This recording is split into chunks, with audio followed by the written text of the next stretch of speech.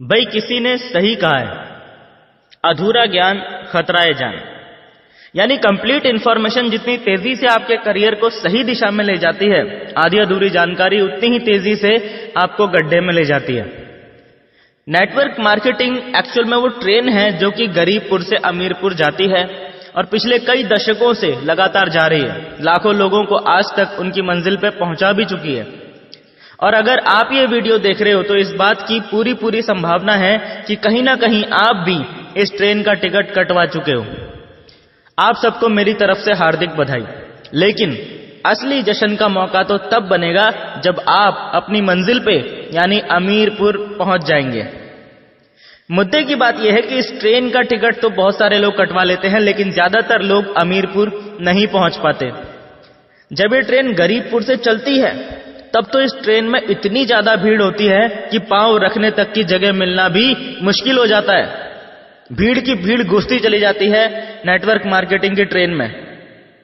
लेकिन अमीरपुर पहुंचते पहुंचते इस ट्रेन में इतनी जगह बन जाती है कि अंत तक इसमें टिके रहने वाले यात्री आराम से सोते सोते अमीरपुर पहुंच जाते हैं। प्रश्न ये उठता है कि वो भीड़ कहां चली जाती है? उन 95% लोगों को जमीन खा जाती है या आसमान निगल जाता है? मैं आपको बताता हूं कि एक्चुअल में होता क्या है। गरीबपुर से अमीरपुर जाने का टिकट खरीदने के बावजूद भी लगभग 25% लोग तो ऐसे होते हैं जो कभी ट्रेन में चढ़े ही नहीं। यानी कि जिन्होंने नेटवर्क मार्केटिंग बिजनेस ज्वाइन करने के बावजूद भी कभी सीरियसली काम स्टार्ट किया ही नहीं। उन लोगों का मानना होता है कि मैंने ट्रेन का टिकट खरीद लिया है तो ट्रेन मेरे बाप की हो गई और ट्रेन का ड्राइवर मेरा खानदानी नौकर हो गया। अब तो ये ट्रेन मेरे हिसाब से चलेगी और मैं ट्रेन में तभी चढ़ूंगा जब ये मेरे घर के दरवाजे पे आके खड़ी हो जाएगी।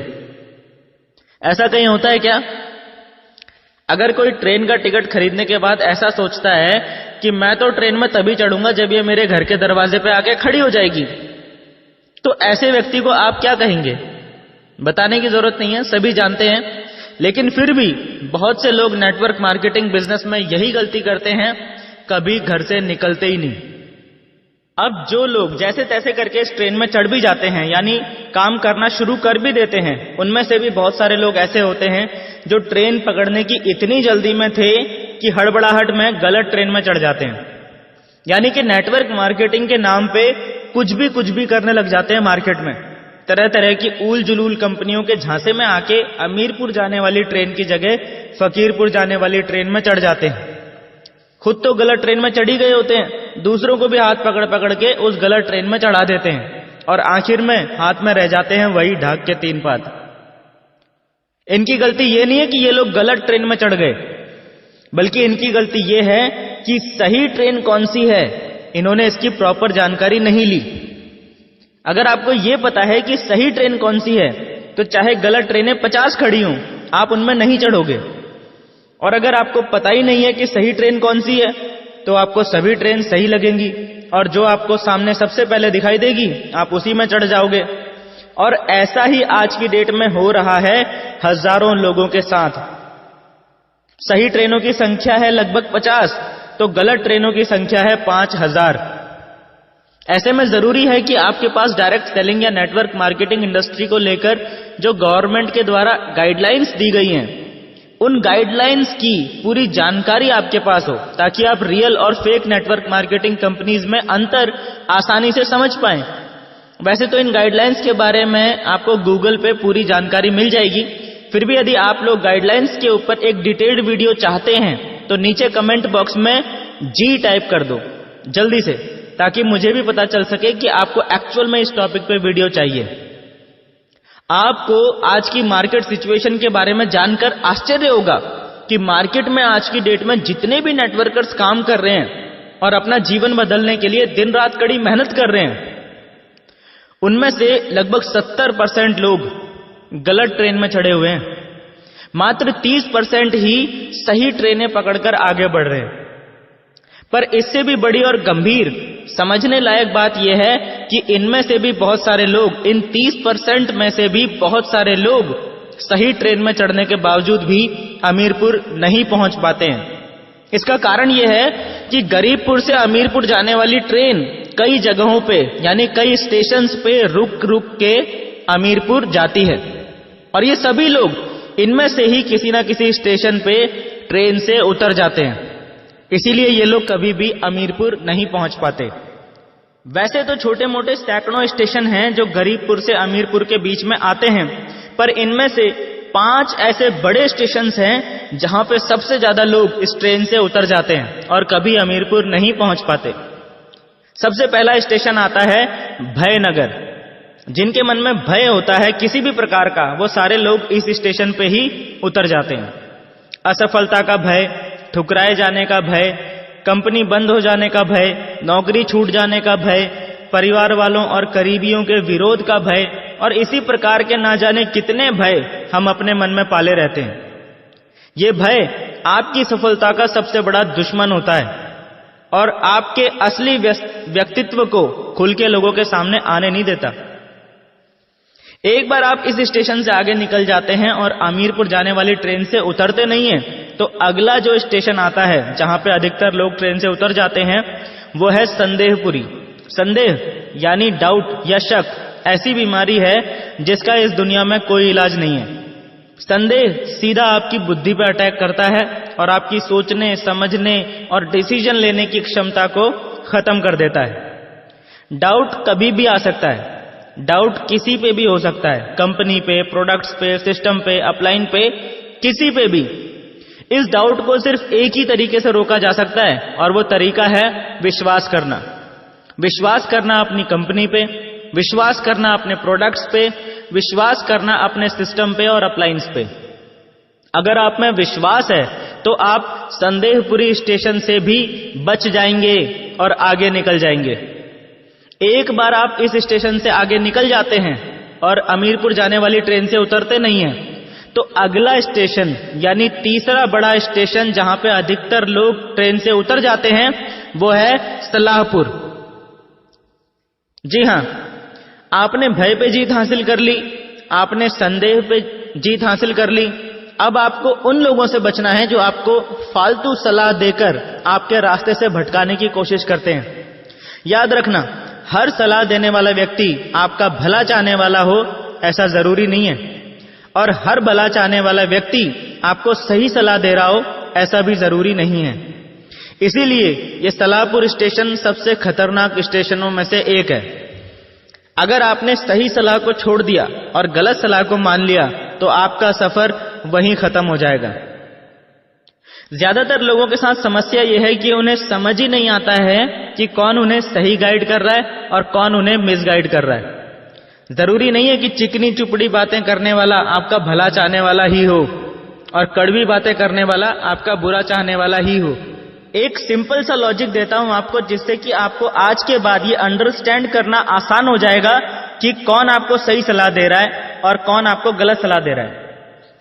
हर वो व्यक्ति जो नेटवर्क मार्केटिंग बिजनेस में एक्सपर्ट है, और आप जहां भी, जिस भी कंपनी में, जिस भी पोजीशन में हो, आपकी ग्रोथ से अगर उस व्यक्ति को इनकम हो रही है, आपकी टीम बढ़ने से अगर उसका बिजनेस भी बढ़ रहा है, तो समझ लो कि वो आपको सही सलाह दे रहा है।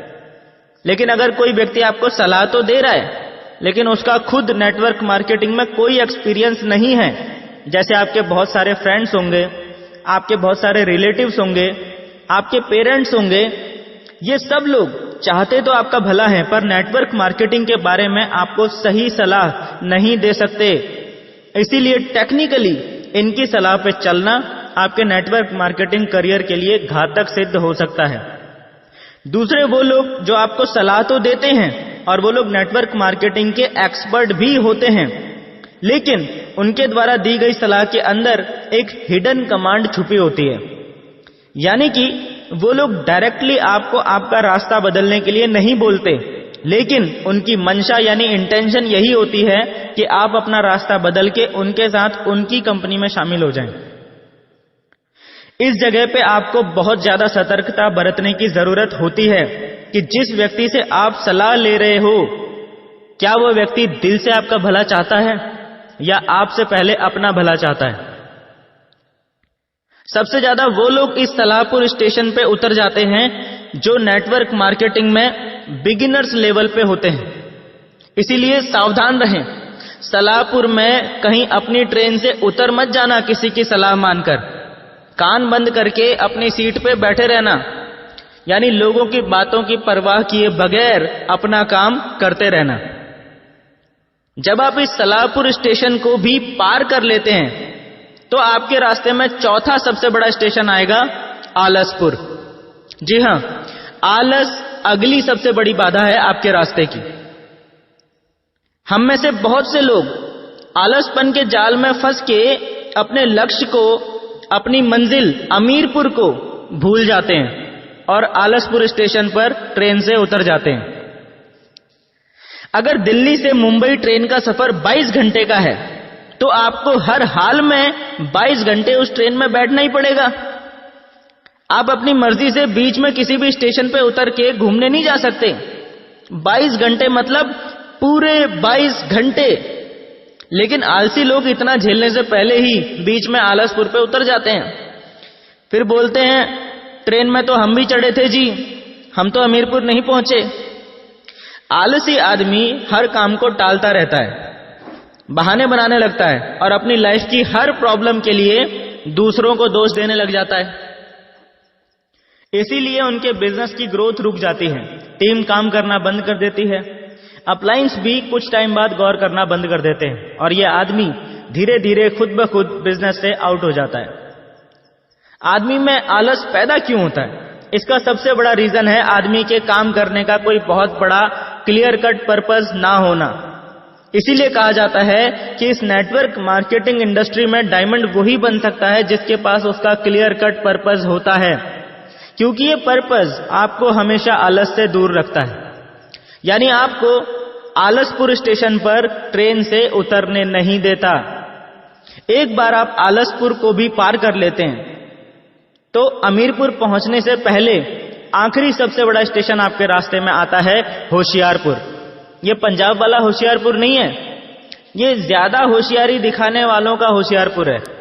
अपने आप को सबसे सयाना समझने वाले, सबसे ज्यादा नॉलेजफुल समझने वाले, अपने को ही समझदार दूसरों को बेवकूफ समझने वाले, अपना उल्लू सीधा करने की कोशिश करने वाले, मुंह में राम बगल में छुरी वाले, दूसरों के हितों को दरकिनार करने वाले, नियमों को तोड़ना अपनी शान समझने वाले, हर काम में शॉर्टकट तलाशने वाले, दूसरों के सर पर पैर रखकर सफल होने की कोशिश करने वाले, इस तरह के सभी लोगों का सफर इस स्टेशन पे आके खत्म हो जाता है, क्योंकि इनके अंदर बीमारी होती है अपना दिमाग लड़ाने की और अपने आप को अपने अपलाइन से ज्यादा स्मार्ट साबित करने की। इसीलिए ये लोग कुछ ना कुछ होशियारी दिखाने की कोशिश जरूर करते हैं, सिस्टम और कंपनी के खिलाफ कोई ना कोई एक्टिविटी जरूर करते हैं और बस फिर वही इनके करियर की सबसे बड़ी गलती साबित होती है और उस एक गलती की वजह से इनका सफर इस होशियारपुर स्टेशन पर खत्म हो जाता है। सिर्फ कुछ लोग यानी कि मात्र 1% लोग ही इस 5वें स्टेशन को पार करने के बाद ट्रेन में बसते हैं और बाकी 99% लोग कभी भी ये नहीं बोलते कि मेरी गलती थी, मुझ में ही कमी थी। वो ट्रेन को और उसके ड्राइवर को गाली देने लगते हैं। और जो लोग अंत तक इस ट्रेन में बैठे रहते हैं वो लोग आखिरकार अपनी मंजिल में पहुंच ही जाते हैं, यानी अमीरपुर पहुंच के जीवन भर खुशी, आनंद और चाहतों की जिंदगी जीते हैं। याद रखना, ट्रेन का टिकट खरीद लेना ही काफी नहीं है। अपने आप को गरीबपुर से अमीरपुर पहुंचाना सबसे पहले आपकी खुद की जिम्मेदारी है, उसके बाद ही किसी और से कुछ उम्मीद करना। एक सवाल के साथ इस वीडियो को एंड कर रहा हूं। जिसे ये सवाल समझ में आ गया उसे इस पूरी वीडियो का मैसेज भी समझ में आ जाएगा। अपने दिमाग पे थोड़ा सा जोर डाल के सवाल का जवाब नीचे कमेंट बॉक्स में जरूर देना। सही जवाब देने वालों का नाम अगली वीडियो में जरूर आएगा। अब सवाल सुनो। एक बार एक जगह पे रेस आयोजित हो रही थी। रेस जीतने वाले को 1 करोड़ रुपए का इनाम मिलने की घोषणा की जाती है। उस रेस में 3 लोगों ने पार्टिसिपेट किया, मिस्टर ए, मिस्टर बी और मिस्टर सी। तीनों रेस वाले दिन रेस वाली जगह पे पहुंचते हैं तो क्या देखते हैं कि रेस के लिए जो रास्ता चुना गया था वो एक जंगल से होकर गुजर रहा था। बल्कि यूं कहूं कि वो रास्ता था ही नहीं, वो तो घना जंगल था। और चैलेंज ये था कि जो व्यक्ति सबसे पहले इस जंगल को पार करके दूसरी तरफ पहुंच जाएगा वो विजेता बन जाएगा। समस्या ये थी कि उस जंगल में शेर, चीते, भालू, सांप, बिच्छू, मगरमच्छ, हाथी और तमाम तरह के जंगली जानवर भरे पड़े थे और साथ ही कंकड़, पत्थर और कंटीली झाड़ियों से वो जंगल भरा पड़ा था। अब हुआ ये कि ये सब देखकर मिस्टर ए ने तो रेस में भाग लेने से ही मना कर दिया। उसने सीधा बोल दिया, मेरे बस की बात नहीं है भाई। अब मिस्टर बी और मिस्टर सी इन दोनों ने दौड़ने का डिसीजन लिया। रेस शुरू हुई और मिस्टर बी और मिस्टर सी घुस गए जंगल में। दौड़ते दौड़ते थोड़ी देर में क्या हुआ, मिस्टर बी को ठोकर लगी और वो कंटीली झाड़ियों में गिर गया। उसके शरीर में जगह जगह से खून निकलने लगा और वो रोता रोता वहीं से वापस लौट गया। जहां से रेस शुरू हुई थी वापस वहीं पे आके खड़ा हो गया। मिस्टर सी भी जंगल में दौड़ रहा था। दौड़ते दौड़ते अचानक उसको भी ठोकर लगी, वो भी गिर पड़ा। वो उठा तो उसने देखा कि पैर के अंगूठे से खून निकल रहा है। उसने परवाह नहीं करी और वो आगे बढ़ता रहा। थोड़ी देर में पैर में एक कांटा लग गया और दर्द होने लगा। उसने अब भी परवाह नहीं करी और वो आगे बढ़ता रहा। इसी प्रकार जंगल में जितनी भी मुश्किलें आई उसने किसी की भी परवाह नहीं करी और वो लगातार आगे बढ़ता चला गया। देखते ही देखते उसने पूरा जंगल पार कर दिया। वो विजेता बन गया और उसे 1 करोड़ रुपए का इनाम मिल गया। सवाल ये नहीं है कि कौन जीता या किसका फायदा हुआ। आप लोगों से मेरा सवाल ये है कि इस स्टोरी में सबसे ज्यादा नुकसान किसका हुआ, मिस्टर ए का, मिस्टर बी का या मिस्टर सी का? जल्दी से अपना दिमाग इस्तेमाल कीजिए और नीचे कमेंट बॉक्स में बताइए कि सबसे ज्यादा नुकसान किसका हुआ और क्यों। अगली वीडियो की शुरुआत इसी सवाल के जवाब के साथ होगी और सही जवाब देने वाले सभी लीडर्स का नाम भी नेक्स्ट वीडियो में अनाउंस किया जाएगा।